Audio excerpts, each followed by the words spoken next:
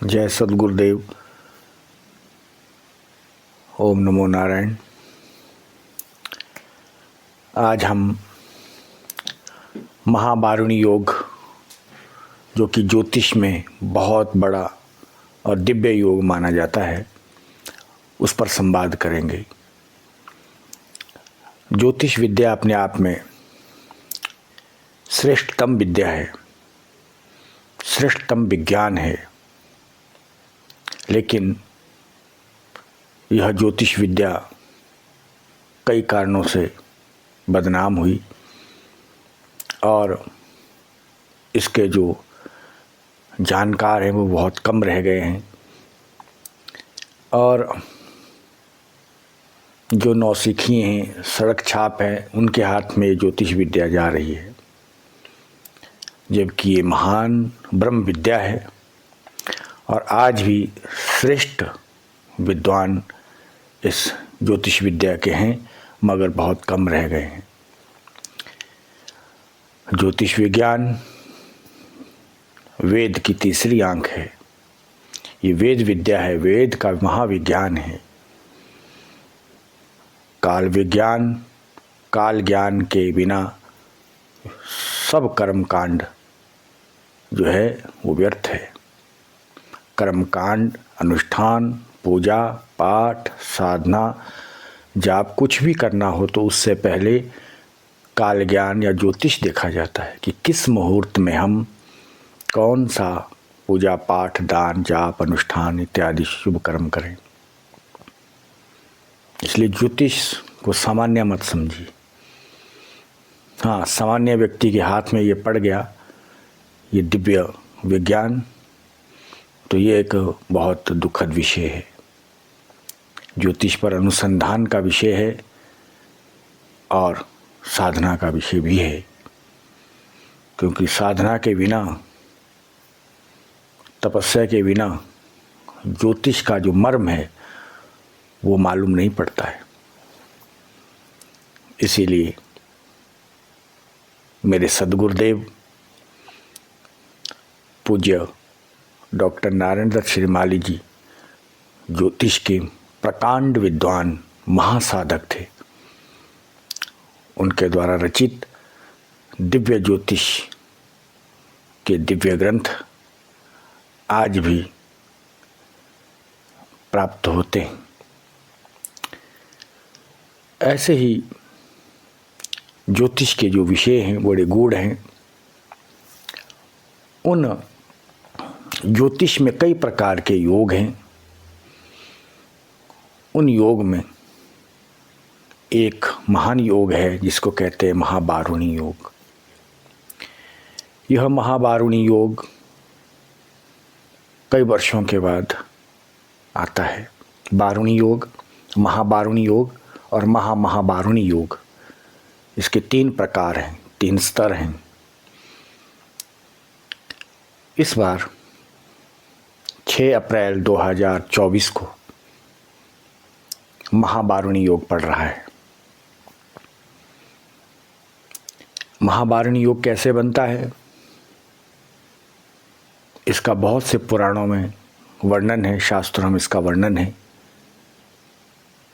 कि चैत्र कृष्ण पक्ष की त्रयोदशी, शतविखा नक्षत्र हो और शनिवार हो तो महाबारुणी योग बनता है। और इस बार 6 अप्रैल 2024 को शनिवार है, चैत्र कृष्ण पक्ष की त्रयोदशी है, शतविखा नक्षत्र और शनिवार का योग इस बार बन रहा है।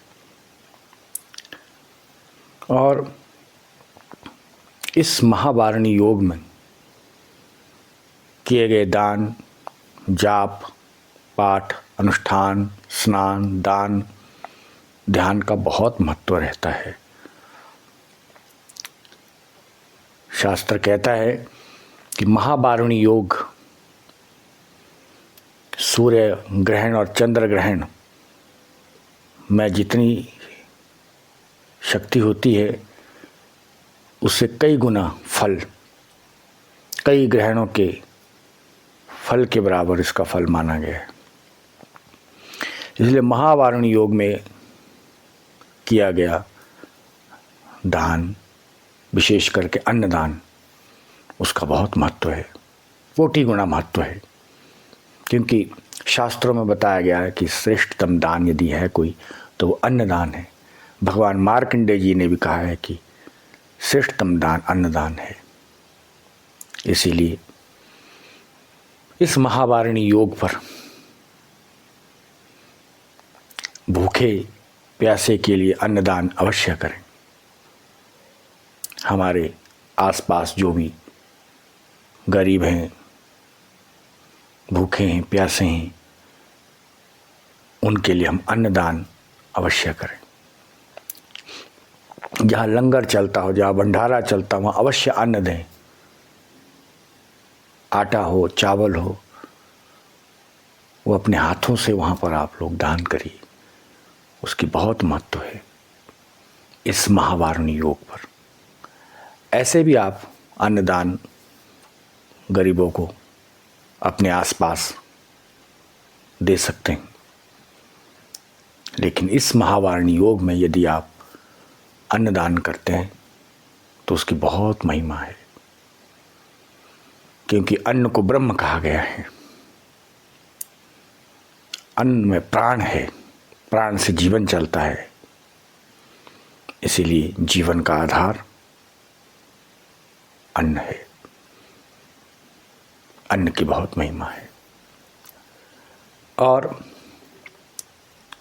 कलयुग में तो दान की ही महिमा बतलाई गई है, और दूसरी नाम की।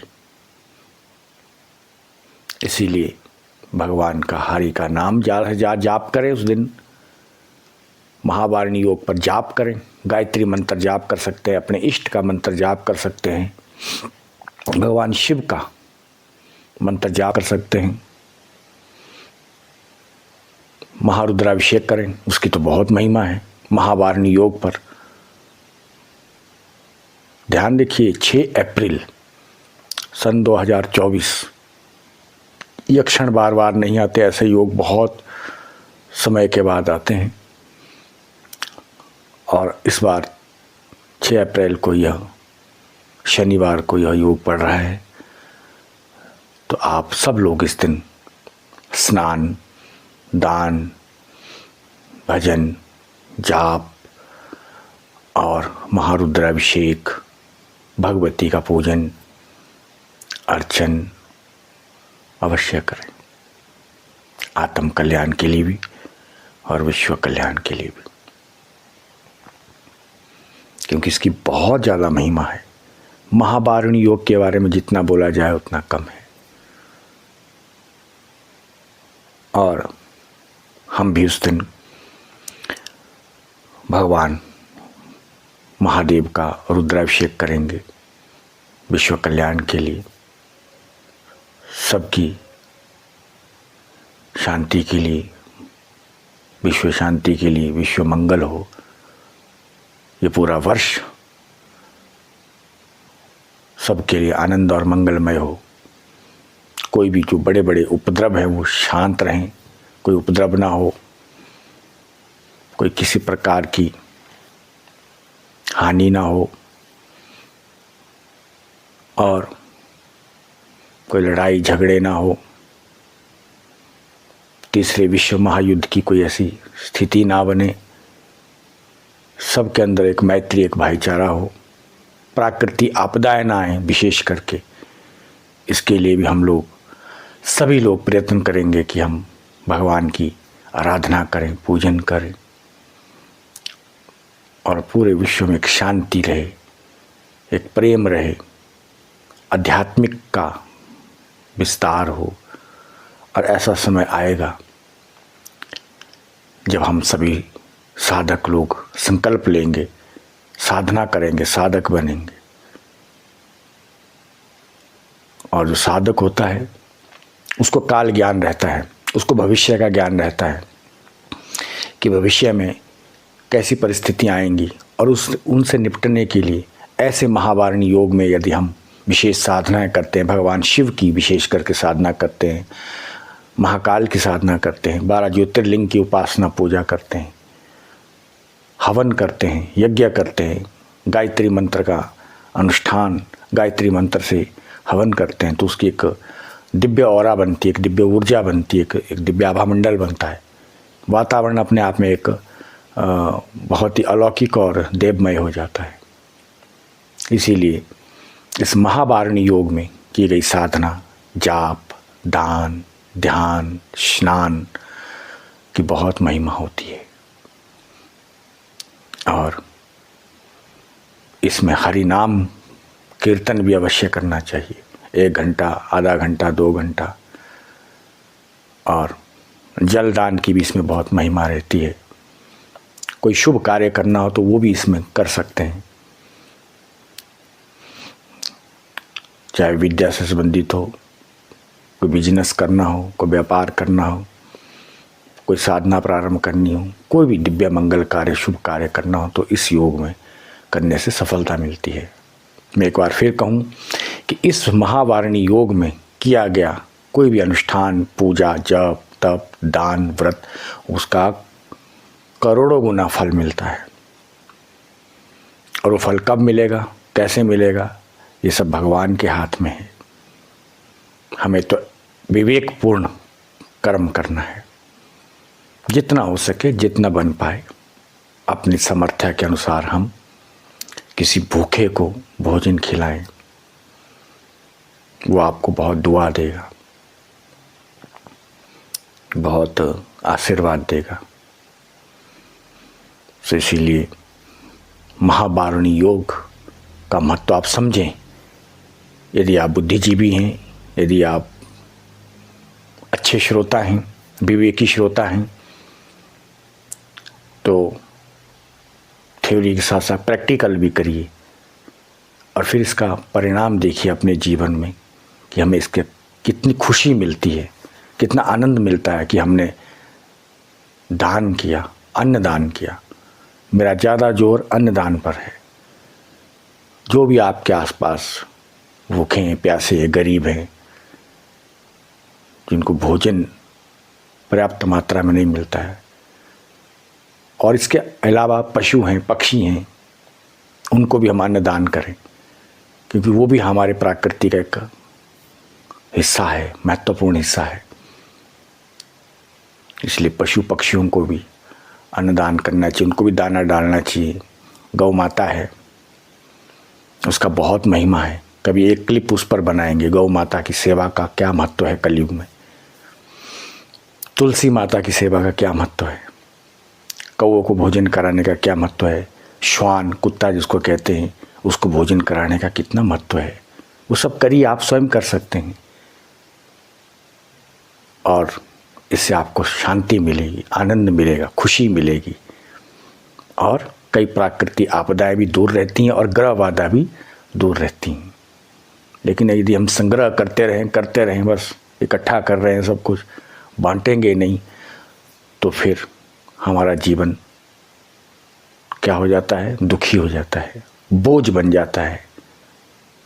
तो इसलिए महावारणी योग पर आप सब लोग स्नान, दान, ध्यान, जप, यज्ञ, पूजन, अर्चन अपने इष्ट देवता का करें और खुशी मनाएं और अपने हृदय में धर्म रखें, दया रखें, करुणा रखें, तो आपके सारे कर्म कांड, पूजा पाठ, जप, व्रत, साधना इत्यादि वो सफल हो जाते हैं, सफलता देते हैं।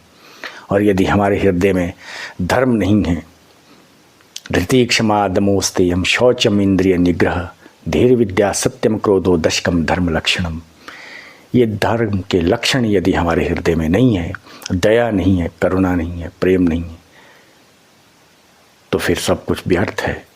ये ध्यान रखिएगा। यही सार है इस प्रवचन का, इस संवाद का।